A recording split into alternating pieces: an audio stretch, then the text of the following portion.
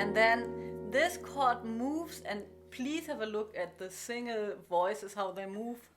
Oh. Hey, I'm Tina, a guitarist from Berlin, and today I'm going to show you the tune You Go To My Head. I'm going to show you some chords and how I find them. I'm going to talk a little bit about the theory behind it, and as an extra I'm going to show you some of the chords Kurt Rosenwinkel is also using in his recording on his album Reflections. So the first chord is an E flat major 7 chord. You can play an E flat major 7 9 chord,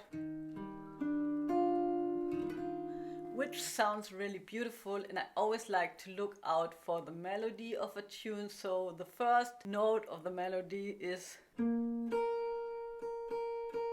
so the 9 won't interfere with it.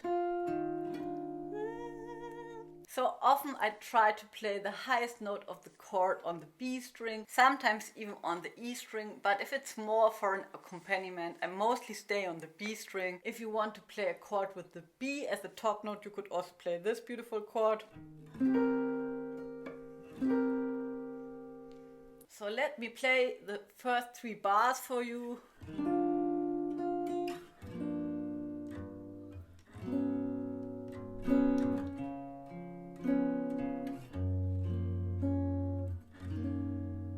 So you can use this G-7, which is on the 3rd degree of the E flat major scale, as a very nice chord to get into the next chord, the A flat minor 7.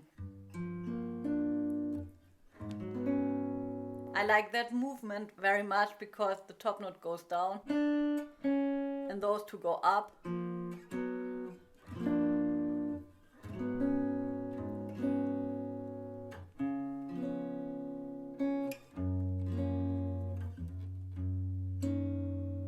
So here I'm switching between the major 7 and the 6 in the chord, just to have some movement. This is a 2-5-1 going to G flat major. If you have a look at all the minor 7 chords that exist in the E flat major scale, and then if you lower their root by a half step, then you get those 3 chords most of the time. They don't mean the tune is modulating. They are also used for the Ladybird bridge, and in this case it's also not a modulation, but which is really great is that G flat major 7 already sort of introduces an E flat minor chord, because in the next second the tonic is going to change from major to minor. So if you're playing a G flat major here and the E flat in the bass, that's a very common substitution. It's already aiming in the direction, because then it goes on like. Now we have a minor tonic, E flat minor. We started with a major tonic. And the F7 is nothing else as a 2-5 going to E flat minor. And now you can write down all the chords from the E flat minor scale. Maybe you start in E flat Aeolian, and then you're going to write down all the E flat harmonic minor chords. If we look at the melody, I would play.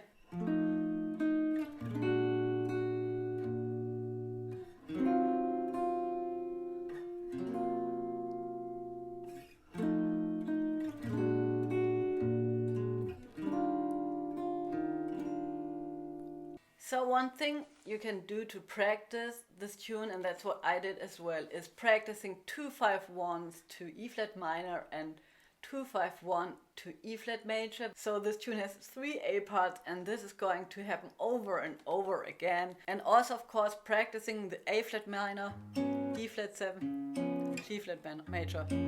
There you can play just your normal 2-5-1 in a major progression stuff. So the bridge starts with a 2-5-1 to 4. That's something that happens very often. Let me play the chords.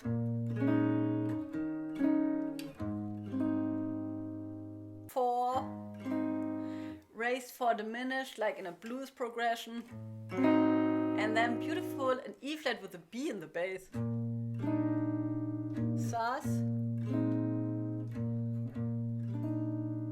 And now here is the modulation in the B part. In ballads very often you'll find a modulation in the B part. Tune modulates to G major.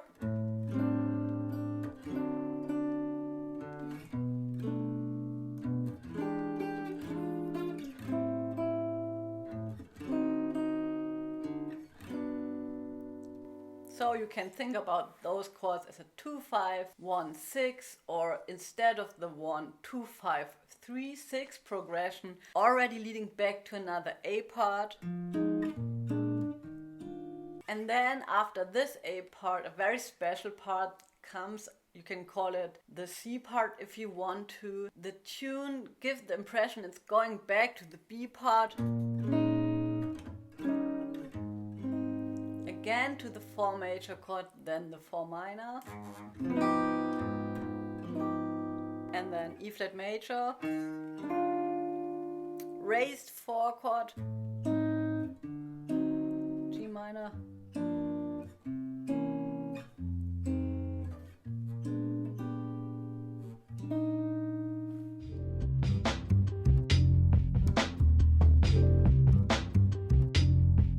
Kurt is playing the tune in B flat. When the first A part repeats, he sort of fills in the time that you get at the end of a part where there's mostly the turnaround, so he fills it in with his own turnaround like this.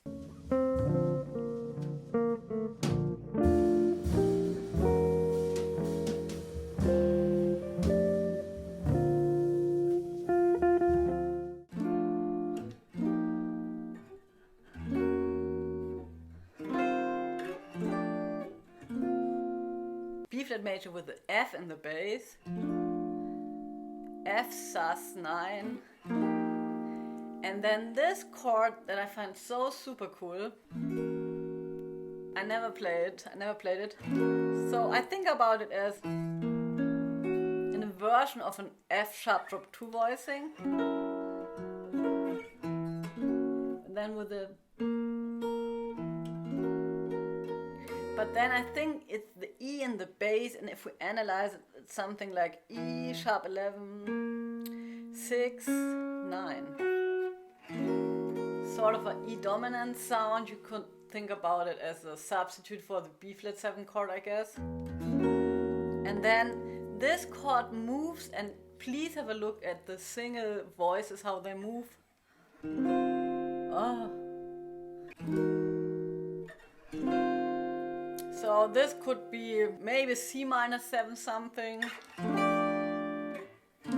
Does it really matter? It sounds beautiful. I play it again.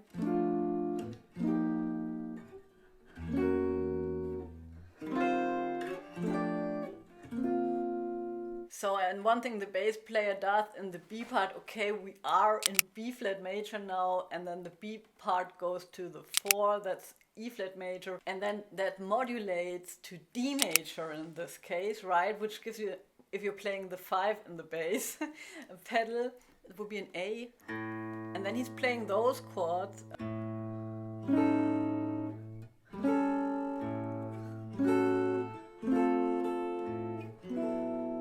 Very special Kurt Rosenwinkel gimmick of keeping the top note and moving the chords below. That always sounds very cool. And one word about the melody. I think it's hard to play it actually because it has that note repeating itself all the time. And if you would play it like it's written like...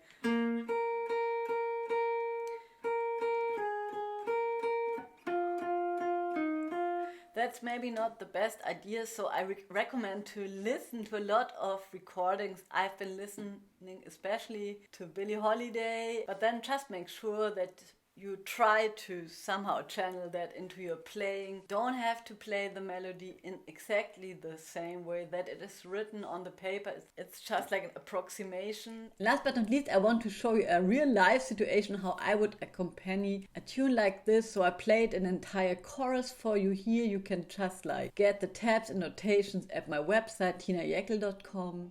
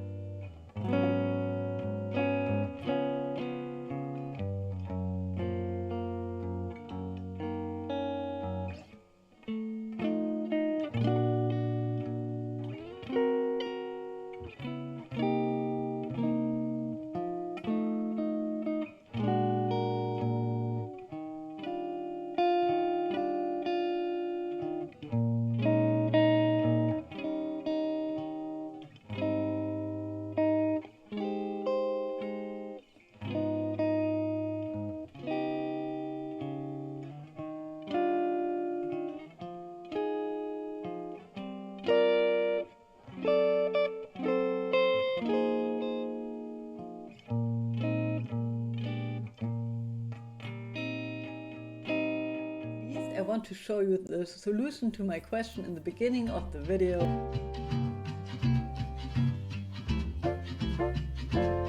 Let me know how you liked that video, if it helped you, what I could do better. I'd like to learn how to make better videos for you. Just write it down in the comment section below, and I see you next week. Stay tuned. Bye bye.